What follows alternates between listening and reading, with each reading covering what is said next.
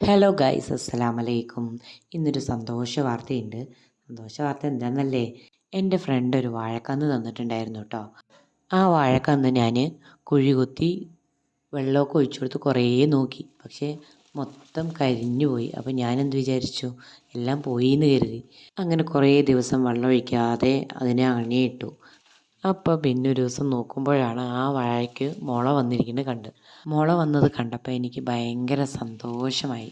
അതിൻ്റെ ചുറ്റുമുള്ള വിറകും എല്ലാം മാറ്റി ചെറിയൊരു തടമെടുത്ത് അതിൽ വെള്ളം ഒഴിച്ചു കൊടുക്കാമെന്ന് പറഞ്ഞിട്ടാണ്.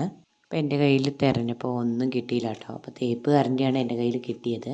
അപ്പോൾ ആ തേപ്പ് കരണ്ടിയും കൊണ്ട് ഞാൻ കുറച്ച് കുഴി ചെറുതായിട്ടൊന്ന് കുഴി ഒഴിച്ച് വെള്ളം നിൽക്കുന്നത് പോലെ ഒന്ന് ആക്കി കൊടുക്കാമെന്ന് വെച്ചിട്ടാണ്. അങ്ങനെ നല്ല ചുറ്റോടും കുഴിയൊക്കെ കുഴിച്ച് കൊടുക്കുന്നുണ്ട്.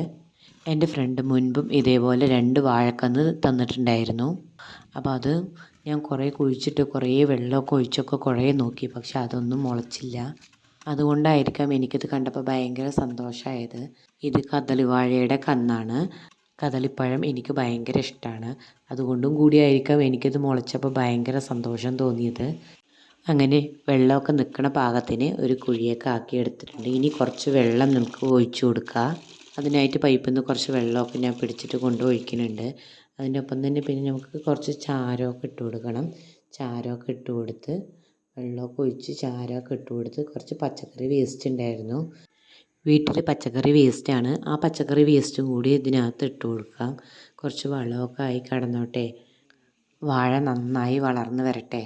ഞങ്ങളിവിടെ എല്ലാ തെയ്യങ്ങളുടെ ചുവട്ടിലും ഇതേപോലെ പച്ചക്കറിയുടെ വേസ്റ്റുകൾ കൊണ്ടിടാറുണ്ട്.